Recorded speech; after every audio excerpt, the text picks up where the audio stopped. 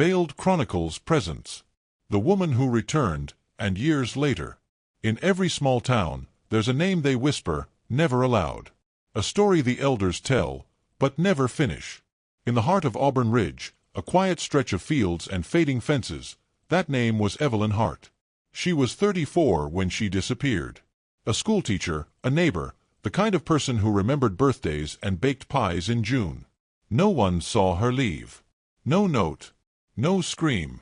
Just absence. The morning after, her car sat by the edge of Old Mill Road, engine cold, door ajar, keys still dangling. Her coffee cup, half empty, and in the cup's reflection, the sky had just begun to turn gray. The sheriff said it was confusion. Maybe she ran. Maybe she broke. But those who knew her swore otherwise. Evelyn wasn't the kind to vanish. She was the kind who stayed, who kept the lights on when storms came, who prayed before sleep.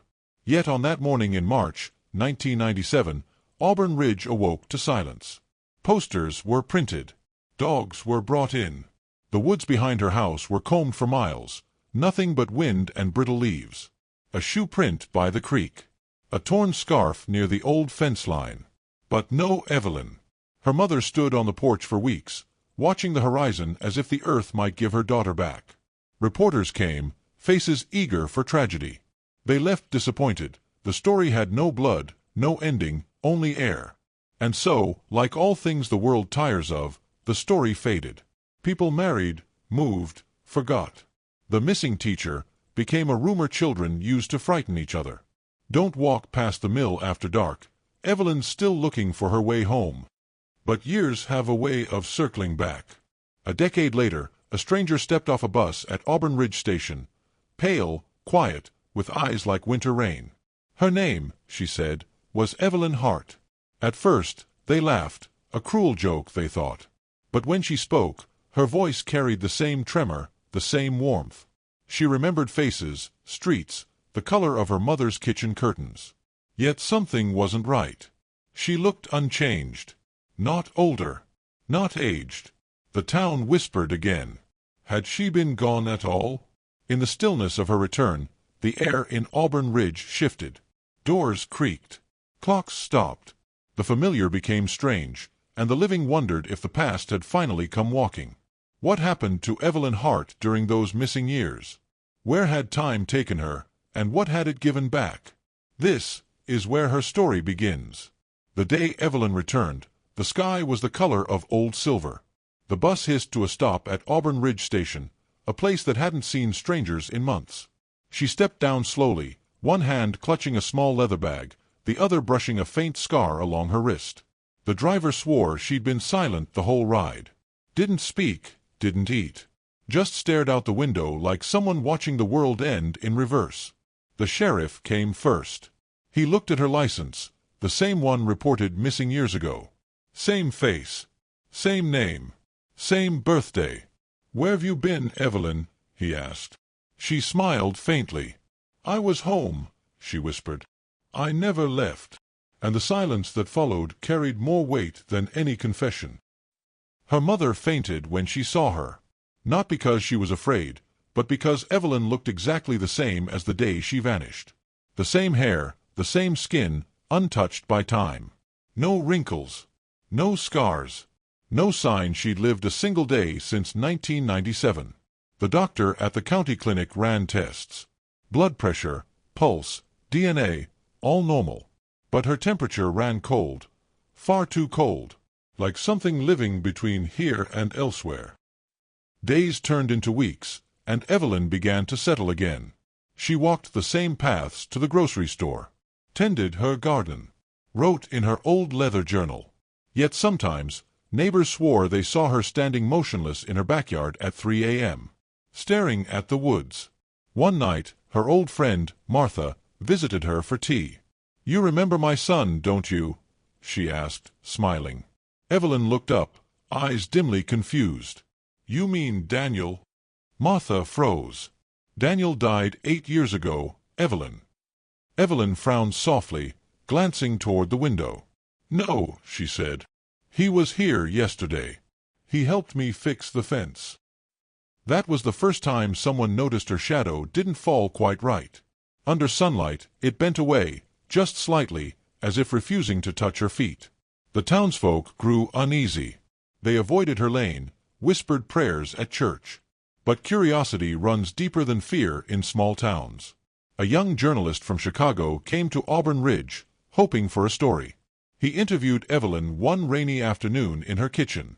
The recorder clicked on, and he asked, "Do you remember the day you vanished?" Evelyn smiled faintly, her gaze unfocused. "I remember walking," she said. "There was light, soft like dawn, and a sound like bells beneath water. Then, quiet." "And when you came back?" he asked. "There was no coming back," she murmured. "I was always here. You just forgot to look." The journalist never published that story. Weeks later, he was found driving aimlessly on Route 9, repeating one sentence. "She doesn't blink when the lights flicker." But not all feared her. Some felt drawn, as if her presence filled something missing in them. They brought gifts, flowers, questions. She answered softly, kindly, always with that distant calm. Then came the dreams. Dozens in town claimed they dreamt of her, standing in a white field, whispering their names. Some woke crying. Others woke with their clocks stopped at 2:17 a.m. And through it all, Evelyn continued her quiet routine. Hanging laundry. Reading by the window. Waiting. For what, no one knew. A boy named Thomas was the first to notice it. The way the stars above her house dimmed at night, as if the sky itself blinked when she breathed. He told his mother. She told the pastor. By winter, Evelyn Hart's return was no longer a miracle. It was a question the town didn't want answered. But time has a way of demanding truth. And soon, Auburn Ridge would learn that some disappearances don't end when the missing come home. Some are just beginning. Winter settled over Auburn Ridge like a heavy breath. The snow came early that year, soft at first, then cruel, blanketing the roads, the roofs, and the memories no one dared to speak of anymore. Evelyn Hart's house stood at the edge of town, the last on a road that used to lead to the old quarry. Most nights it was dark, except for a single lamp in the upstairs window, burning through the fog. Some said she kept it lit for her mother, who'd passed away 2 winters after her return. Others said she kept it on so she wouldn't forget where she was. But those who walked past swore they saw more than one shadow move behind that curtain. In January, Sheriff Dalton decided to pay her a visit. He told himself it was just a welfare check, but the truth was simpler. He couldn't sleep anymore. Every night, he heard something faint, echoing through his radio long after dispatch had signed off. A woman's voice, whispering, "I never left." When he stepped inside Evelyn's home, the air was still, colder than outside. The house was spotless, every picture frame polished. On the mantel, he saw a small photograph, Evelyn with her students, taken in 1996. But there was something wrong. In the photo, one of the children's faces was blurred, smeared, as if light had bent through the paper itself. He frowned. "Evelyn, this child. Who is she?" Evelyn looked up from her chair, her voice low. "No child. That's me." The sheriff left before dark. In the weeks that followed, strange things began to stir around town. Letters arrived at people's homes, handwritten, sealed, smelling faintly of old perfume. Each envelope bore Evelyn Hart's name. Inside, a single line.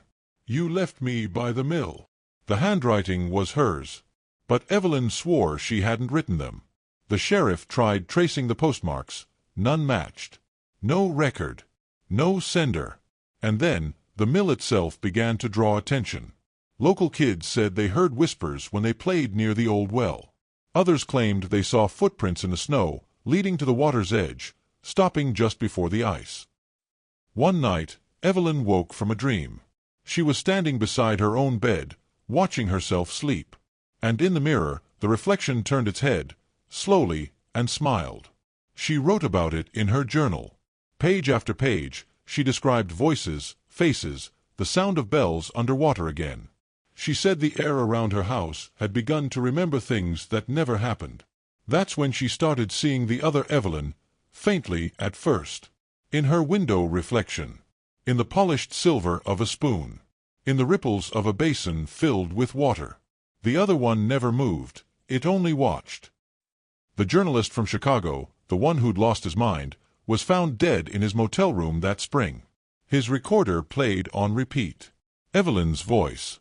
"Do you believe in echoes?" Investigators noted the strange thing. The timestamp on the recording was dated 2 days after his death. By March, something had shifted in town. Birds stopped nesting near Evelyn's roof. Electric lines hummed with static when she walked by. People forgot small things, birthdays, street names, even faces.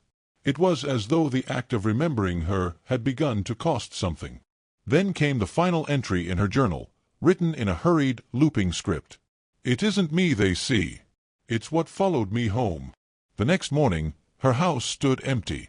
Doors open. Windows shattered from the inside. The lamp still burned in the window, steady and unblinking. On the kitchen table lay a single teacup, filled not with tea, but with clear water. And beneath it, a note in her handwriting. "If you hear the bells, don't answer." They searched again. The fields, the quarry, the frozen stream. Nothing.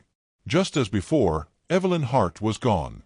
But that winter, people began to dream again, the same dream. A woman in white, standing by the mill, whispering softly, "You forgot me once. Don't do it again." And when they woke, each found their bedside clock stopped, frozen at 2:17 a.m. The town of Auburn Ridge never recovered. Some say the past still lingers there, in the hum of the streetlights, in the shimmer of still water. Some say Evelyn Hart never left.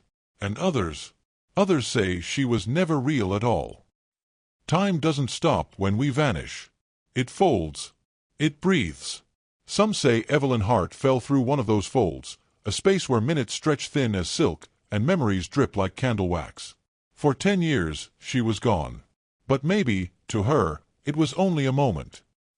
In the sheriff's files, there was one piece of evidence never released, a small cassette tape, labeled simply, "Hart, 1997.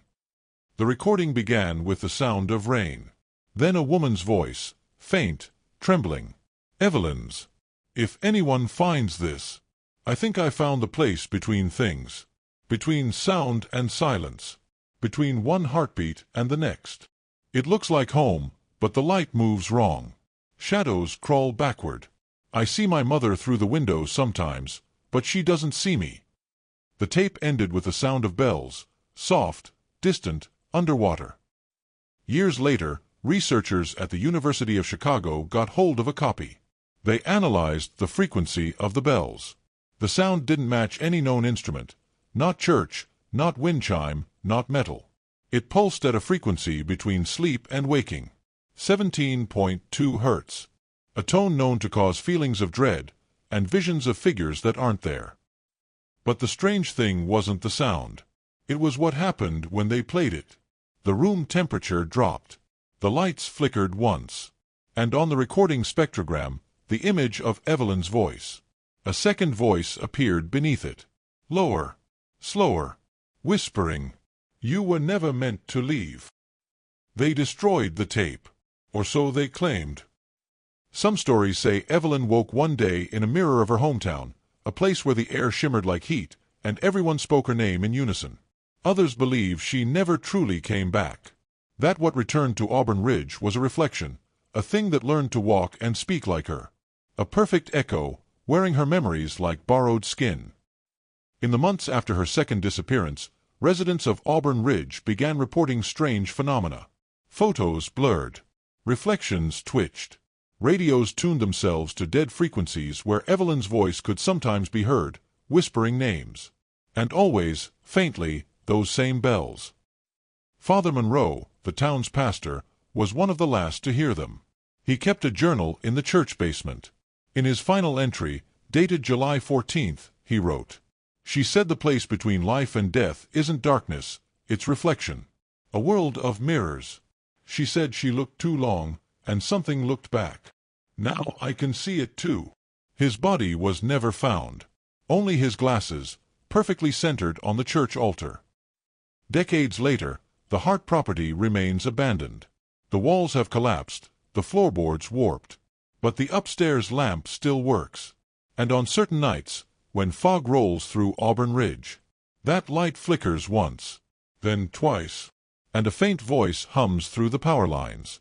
A bell tone, repeating softly, 17.2 hertz. They say if you stand by the old mill at 2:17 a.m., you might hear her. Evelyn Hart, the woman who vanished, twice. She'll call your name from the water.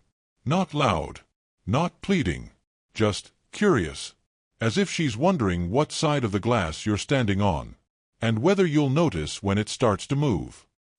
Because in every disappearance, there's a trade. Something leaves, something returns, and sometimes you can't tell which is which. They say a mirror never lies, but it also never tells the whole truth. After Evelyn Hart disappeared the second time, the town tried to bury her memory. The mill was fenced off, the house condemned, the name Evelyn quietly struck from the school memorial. Yet the mirrors stayed.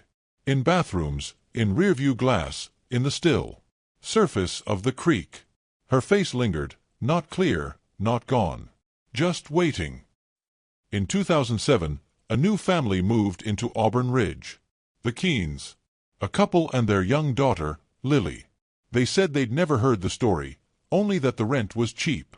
For a while it was. Until Lily started talking to someone in her room at night. "Her name's Evie," she said. "She teaches me songs." Her parents laughed, the way grown-ups do when fear knocks softly.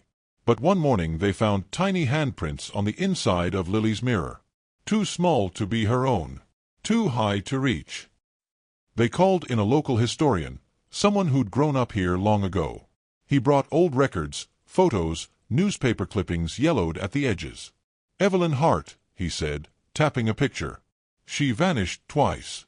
Each time, something stayed behind." The Keens moved out by spring. But the historian didn't leave. He became obsessed, studying her case until day and night blurred together. One entry in his notebook stands out. "The reflections are multiplying. The more I write her name, the more I see her. In the window. In my eyes." He vanished 2 weeks later. His last page read, "She's not coming for me. I'm becoming her." Maybe that's what happens when a story is told too many times. It grows roots in the teller. It listens back. Because lately, when the wind crosses Auburn Ridge, you can hear more than one voice. A whisper layered with another, and another, like echoes trapped in glass. Some say the whole town has become a reflection now. Half here, half elsewhere. Shimmering at the edge of belief. I drove there once. Not as a believer, but as a listener. The roads still curve like question marks. The fields still hum at dusk. And when I reached the remains of Evelyn's house, I found that upstairs lamp still burning. Soft, unwavering, the color of memory. I stepped closer. The air thickened, heavy with static. In the window, I saw my reflection. Only, it blinked first. I don't remember leaving. I just remember the bells. Slow, hollow, coming from inside my head. Since then, every mirror I pass hums faintly, 17.2 hertz. Every clock I own stops at 2:17 a.m. And sometimes, when I speak, I swear another voice finishes the sentence for me. Maybe that's the truth of Evelyn Hart. Maybe she was never one woman, but an idea. A crack in the glass where time leaks through. A whisper reminding us that every reflection is alive for just a moment longer than we think. Look long enough, and you'll see it breathe. So if you ever find yourself driving through Auburn Ridge, and you see that light in the upstairs window, don't stop. Don't look. Just keep driving. Because the woman who returned is still waiting. Behind the glass. Behind the story. Behind you. And all she wants is for you to remember her name. Evelyn Hart. And once you do, she'll never let you forget again. Memory is a fragile thing. It bends, it folds, it makes room for what we wish were true. But sometimes, it remembers what we try to forget. Evelyn Hart was gone. Again. Yet her story, her echo, still rippled through Auburn Ridge like a bell no one could silence. Years passed. The mill decayed. The last of the old townsfolk drifted away. The house burned down one winter, though no one could recall who lived close enough to see it happen. And when firefighters arrived, they found no ashes, no smoke. Just a single teacup, sitting on the grass, half filled with clear water. And faintly, as they approached, the surface rippled. Once, twice, like something beneath had just exhaled. Decades later, a podcaster from Portland rediscovered Evelyn's story. He called it The Woman Who Returned. He interviewed survivors, pieced together records, even played the bell tone for his audience. The episode went viral. But then something strange began to happen. Viewers reported their speakers humming faintly after playback, phones freezing at 2:17 a.m., and reflections on their screens flickering one frame too long. The podcaster laughed it off. Until one night, during a live broadcast, his microphone picked up a faint echo behind his voice. A woman's whisper. Soft. Familiar. "You found me." The stream cut out. His account was deleted. That's the thing about stories like Evelyn's. They aren't meant to end. They wait. They listen. They become something else when spoken aloud. Some say Evelyn Hart wasn't taken by time, or madness, or God. Some say she became the bell itself. The vibration between worlds. The sound that bridges what was lost with what remains. They say, if you ever hear it, that low hum, deep as water, steady as your own pulse, don't mistake it for fear. It's just the universe remembering her name. I've heard it once. Driving through the valley near Auburn Ridge, the fog curling across the road like smoke. The air was cold, sharp. My headlights caught something in the distance. The faint outline of a woman standing where the old mill used to be. Pale dress. Bare feet. She raised her head slowly, as if she'd been waiting all along. And then, the bells. Not from the church. Not from anywhere near. From everywhere. Deep, resonant, impossible to locate. The sound filled my chest until I couldn't breathe. And in that ringing silence between tones, I heard my own name whispered back. When I woke, it was morning. The road was empty. My car door stood open. On the seat beside me lay a single slip of paper, handwritten in fading ink. You looked too long. That's when I understood what Evelyn Hart truly was. Not a ghost. Not a victim. A memory that refused to fade. A bridge between the forgotten and the remembered. The quiet hum inside every mirror that asks, "Do you still see me?" Maybe she was never meant to come back. Maybe none of us are. Because once you cross that line, once you touch the stillness between two worlds, you never really return. You just keep echoing. So tonight, when the clock strikes 2:17 a.m., and the air feels heavier than it should, listen closely. Somewhere, faintly, beneath the hum of the world, a bell will ring. And when it does, don't answer. Don't look. Don't whisper her name. Because that's how she finds you. The woman who returned. Some say she was a myth. Some say she was a warning. But if you listen long enough, you'll realize she was just like you, searching for a way back home, from the other side of the glass.